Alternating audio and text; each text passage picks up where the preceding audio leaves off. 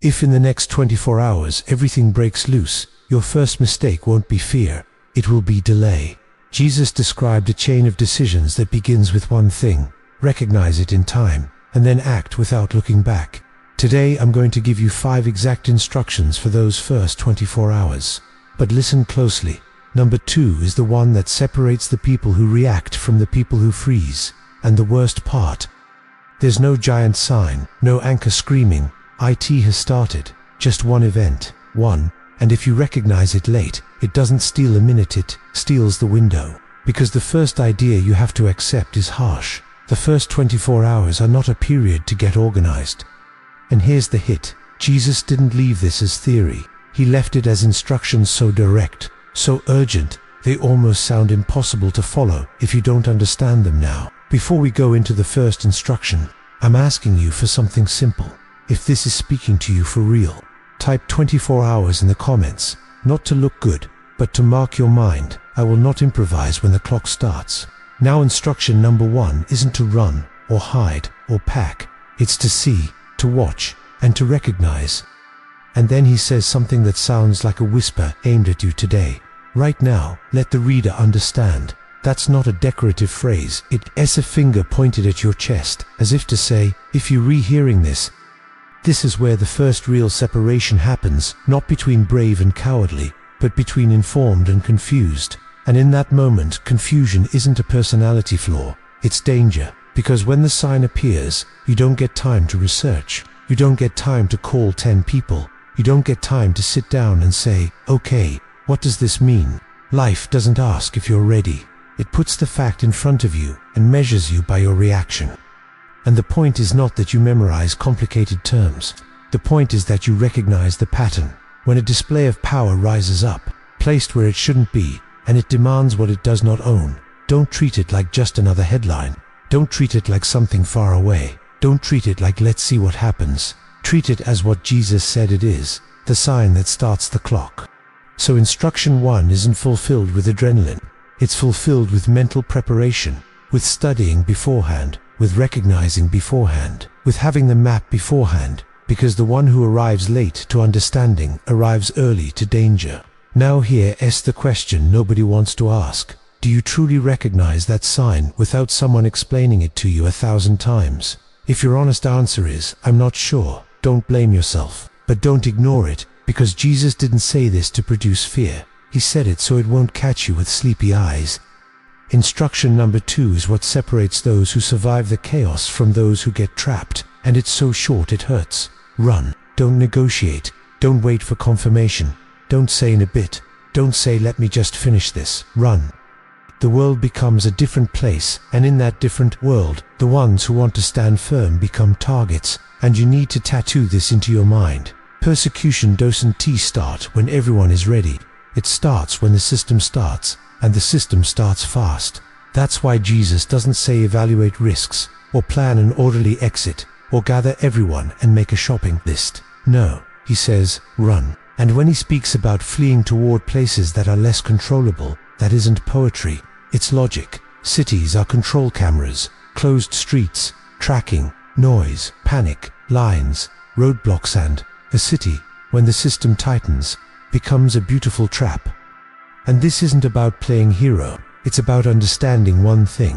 When pressure rises, where you are matters. Now listen calmly, even if it burns. Most people lose right here, not because they don't want to obey, but because they try to obey their way. They try to run, but first they grab things. First they warn people. First they lock up. First they buy supplies. First they go backhand. That first is the anchor that sinks you. That's why this instruction is the most uncomfortable. To run means accepting that, in that hour, your life is worth more than your inner order, more than your routine, more than your pride, more than your perfect plan. But so your mind rehearses it. Because in the real moment, the mind doesn't do what you think it does, what you practiced. Jesus nails this with images you don't forget. A man is on a rooftop, breathing fresh air, evening falls, everything feels normal, and then he hears it, not a global announcement, but a whisper that turns into certainty. The sign happened, the clock started, and his instinct is like anyone's. Climb down, grab his bag, take water, take money, take what's useful, and Jesus says no. Don't go down. Don't go inside. Don't take anything, go. Another man is in the field far from home, working, sweating, and his instinct is to run back, put on clothes, grab something, find his people, say goodbye, organize the chaos. And Jesus says no, don't go back, not even for a coat, go. Jesus is saying without shouting, there will be a moment when the time it takes to grab a bag equals the time it takes to lose the exit. There will be a moment when 1 minute equals falling into the hands of what's coming. And this reveals the truth about the first 24 hours. The world moves fast, shutdown happens fast, traps appear fast, controls rise fast, pressure climbs fast. That's why, in those first 24 hours, attachment kills attachment to your stuff, to your home, to what I worked for, to your normal life. And Jesus leaves a warning that is pure fire. Remember Lot's wife, not for shock value, for psychology, because she didn't fall for walking slowly. She fell for looking back, for not letting go, for wanting to keep even with her eyes what was already doomed. He's saying, don't make the same mistake. Don't lose the exit because of attachment. And here's a truth almost nobody says out loud. Obedience doesn't break when you lack strength. It breaks when you have too much love for what you're leaving. If you swallow that today, it saves you tomorrow, because if you make peace with losing everything, then when the moment comes, you'll obey. But if your heart is tied to comfort, then when the moment comes, you'll hesitate. And hesitation in that moment isn't just an emotion, it's a decision. Now, I know what you're thinking. So what do I do? How am I supposed to not go back for anything? This isn't about heroism, it's about inner preparation. Make a pact with yourself that your life and your loved ones are worth more than your objects, that your future is worth more than your past, that your obedience is worth more than your nostalgia. And if you're with family, this is not improvised in the middle of panic. It's discussed before, agreed on before, rehearsed before. Because when chaos hits, communication collapses, reason gets cut off, fear takes the wheel. And if there are no agreements, there are arguments, and arguments cost minutes, and minutes cost exits. And when you think you've already understood, Jesus does something else. He tells you why the urgency makes sense, because what's coming is not just another crisis. Instruction number 4 is to understand the gravity, not to paralyze you, but to wake you up.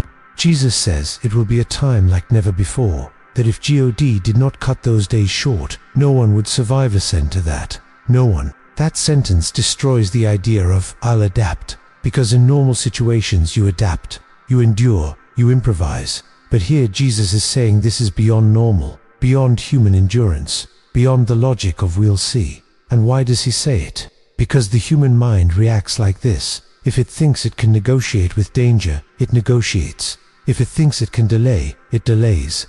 If it thinks it can adapt, it stays. But when you understand what's coming cannot be negotiated, your obedience becomes serious. You stop treating Jesus' words like inspiration, and you treat them like a route. And here, a hidden hope appears. For the sake of his people, God shortens the days. That means, even if the world darkens, it isn't endless. Even if the system looks total, it isn't eternal. Even if fear screams there's no way out, God still holds the clock. Now before we get to instruction number 5, I want to give you a simple mental map. In the first 2 hours, shock hits. The mind tries to deny. People look for confirmation. The impulse to go back for something appears. Your task there is not to argue with your mind. Recognize, accept, act, because a panicked mind offers you 2 extremes, paralysis or madness, and Jesus offers you a third path, obedience. From hour 2 to hour 6 the noise begins. People run, streets fill, rumors are born, voices multiply.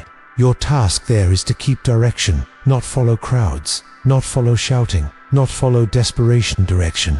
From hour 6 to hour 12, gridlock arrives, fatigue sets in, letting go hurts, temptation to return appears. Your task there is not to look back, because back is not only a place, it's a mental state. From hour 12 to hour 24, the thirst for someone save me appears. People cling to any voice that promises safety, and deception is born. And that brings us to instruction number 5. Don't be deceived, because when you're exhausted, afraid, hungry, sleep-deprived, with your heart pounding, you are the perfect target.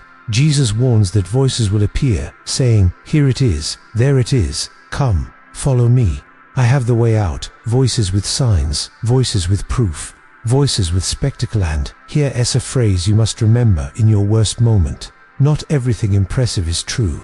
The most dangerous deception isn't the one that looks fake. It's the one that looks convincing. That's why Jesus gives you a simple rule. Don't run after underground messages. Don't run after "they told me it's in that place." Don't run after "I know where it is, and I'll say it plainly." When the world breaks, opportunists multiply like flies, and not only opportunists for money, opportunists for control. In chaos, people trade freedom for a promise, and that's exactly what deception uses. So if someone shows up with a perfect speech, charisma, signs, and a promise of immediate shelter, your question shouldn't be, "Does it sound nice?" Your question should be this: does this pull me away from the clear instructions Jesus already gave? Because Jesus didn't tell you, find the one who shouts the loudest. And here's a mental survival trick that sounds simple, but saves lives. In chaos, simple protects. COMPLICATED, deceives. Jesus' instructions are clear, almost too clear, and that's why the mind struggles to accept them, because the mind wants complex plans. It wants to feel control. It wants to feel like it did something. But Jesus asks for something stronger. Obey, even if it feels incomplete. Now burn the full chain into your mind. First, recognize the sign and understand beforehand. Second, run without delay, without negotiating, without postponing, without waiting for an announcement. Third, don't go back for anything, not for stuff, not for comfort, not for nostalgia. Fourth, in that instant, you choose. You choose to obey even if it hurts, to let go even if it costs you, to move even without total control, to not look back. And in that choice, even if the world collapses, you stay standing on the inside, because chaos doesn't only destroy places, chaos tests hearts. Now, after hearing this, I don't want you to remember it as something you heard. I want you to remember it as a decision. Do 3 things. Don't overthink it. First, type 24 hours in the comments as proof you won't improvise when the clock starts. Second, share this video with one person, someone you love, someone who always hesitates, someone who gets distracted, because when it happens, nobody is going to warn you, and what hurts most is knowing it too late. Third, subscribe now, not out of habit, but as training. Because here we don't feed fear, we train direction, clarity, and obedience when the world becomes noise. And if you're staying in this community, type this too. I won't hesitate, because the first 24 hours decide everything, and Jesus already told you exactly what to do.